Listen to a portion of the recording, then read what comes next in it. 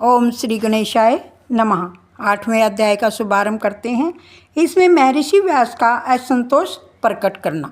श्री राधे राधे। इतने ग्रंथों की रचना कर लेने पर भी व्यास जी के मन को शांति नहीं मिली। ज्ञानी पुरुष अपनी अशांति का कारण अपने में ही खोजते हैं, उद्वेग का कारण अपने में ही खोजते हैं, अपने दुख का कारण बाहर नहीं। आपको दुख का कारण आपके अंदर ही है।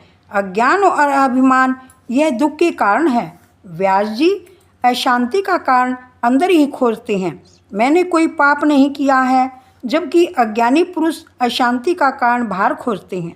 वह बाहर के कारणों में ही अशांति का मूल पाता है। बाहर किए गए पुण्यों को फिर याद करते हैं, परंतु किए हुए पाप को कोई याद नहीं करता, पाप का कोई विचार नहीं करता। व्यास जी को चिंता हुई कि मेरे हाथ से कोई पाप तो नहीं हुआ। नहीं, मैं निष्पाप हूँ, परंतु मेरे मन में कुछ खटकता है। मेरा कोई न कोई काम अधूरा रह गया है। मनुष्य को अपनी भूल जल्दी मिलती है, इसलिए तो कहा है जगत के किसी भी जीव का दोष नहीं देखो, अपने मन को सुधारो। जो कोई आपकी भूल बताए तो उसका उपकार भूलना नहीं चाहिए। श्री राधे राधे। व्यास जी ज्ञानी हैं, फिर भी अपने को निर्दोष नहीं मानते। मनुष्य का सबसे बड़ा दोष यही है कि वह अपने को निर्दोष मानता है। निर्दोष एक परमात्मा ही है। ब्रह्मा जी की सृष्टि गुण दोषों से रहित नहीं है। दैवी सृष्टि और आसुरी सृष्टि अनादिकाल से चली आ रही हैं। व्यास जी सोचते हैं कि मुझे कोई संत मिले जो मेरी भूल को मुझे दिखाए। सत्संग बिना मनुष्य को अपने दोषों का भान नहीं होता। श्री राधे राधे। श्री राधे राधे। सत्संग में मनुष्य को अपनी भूल सूझती है। व्यास जी के संकल्प से परमात्मा ने नारद जी को उनके पास जाने की प्रेरणा दी। कीर्तन करते करते नारद जी वहाँ पहुँचे। गंगा जी को आनंद हुआ। महापुरुषों से मिलने से कथा गंगा प्रकट होगी, अनेक जीवों का उद्धार होगा। आज गंगा जी शांत है ताकि इन दोनों महापुरुषों के सत्संग में विघ्न न पड़े। यह महावैष्णव मेरे श्री कृष्ण जी की कथा करेंगे। उस कथा से अनेक जीवों का कल्याण होगा। नारद जी ने व्यास जी से कुशलता का समाचार पूछा, फिर कहा मैं तो आपका अभिनंदन करने आया हूँ, परंतु आपको चिंता में देखकर आश्चर्य हो रहा है। मुझे लगता है कि आप किसी गहरी चिंता में हैं, आप आनंद में नहीं हैं। व्यास जी ने कहा आपकी परीक्षा सच्ची है। मेरी कोई भूल हुई है, परंतु मेरी यह भूल मुझे समझ में नहीं आ रही है। कृपा करके आप मुझे मेरी भूल समझा दें। मुझ में तो अपूर्णता है। आप इस पर विचारो, अर्थात मुझे बताओ, मेरी भूल बताओ, आपका बहुत उपकार होगा। व्यास जी की विवेक बुद्धि देखकर नारद जी को आनंद हुआ। श्री राधे राधे। नारद जी ने कहा महाराज, आप नारायण के अवतार हैं, आपसे क्या भूल हो सकती है? आप ज्ञानी हैं, आपकी कोई भूल नहीं, फिर भी आप आग्रह करते हैं तो एक बार कहता हूँ। आपने ब्रह्म सूत्र के भाव्य में वेदांत की खूब चर्चा की है, आत्मा अनात्मा का बहुत विचार किया, योग सूत्र के भाग्य में योग की बहुत चर्चा की है, समाधि में भेदों का बहुत वर्णन किया, परंतु धर्म, ज्ञान और योग के आधार श्री कृष्ण हैं। इन सब की आत्मा श्री कृष्ण है। उनकी कथा का आपने प्रेम पूर्वक वर्णन नहीं किया। श्री राधे राधे। आपने भगवान का निर्मल यश पूर्ण रीति से प्रेम से वर्णन नहीं किया। मानता हूँ कि जिससे भगवान प्रसन्न हो वह शास्त्र और ज्ञान अपूर्ण ही है। कलयुग के जीवों का उद्धार करने के लिए आपका जन्म हुआ है। आपके इस अवतार का कार्य अभी तक आपके हाथ से पूरा नहीं हुआ, इसलिए आपके मन में खटका है।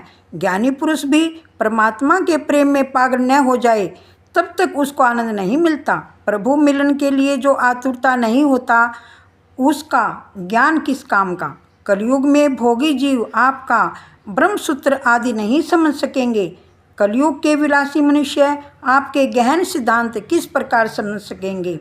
आपने तो योग आदि की खूब चर्चा की है, परंतु भगवान की लीलाओं और कथाओं का आपने प्रेम से सविस्तार वर्णन नहीं किया। श्री राधे राधे।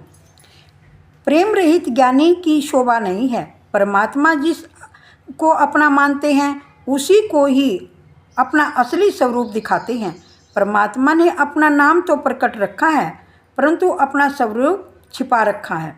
जब परमात्मा ने अपने प्यारे भक्त उसकी बहुत भक्ति करते हैं, तब परमात्मा उनको अपने स्वरूप का दर्शन कराते हैं। श्री राधे राधे।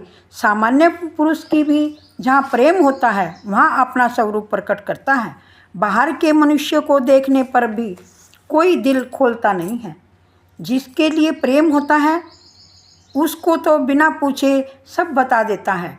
मनुष्य परमात्मा के साथ प्रेम नहीं करता, इसलिए वह प्रभु का अनुभव नहीं कर पाता। बड़ा ज्ञानी होने पर भी जब तक वह परमात्मा से प्रेम नहीं करता तब तक उसे परमात्मा का अनुभव नहीं होता। जूतों से, कपड़ों से, पैसों से प्रेम करता है, वह कोई ज्ञानी कहलाता है? नहीं।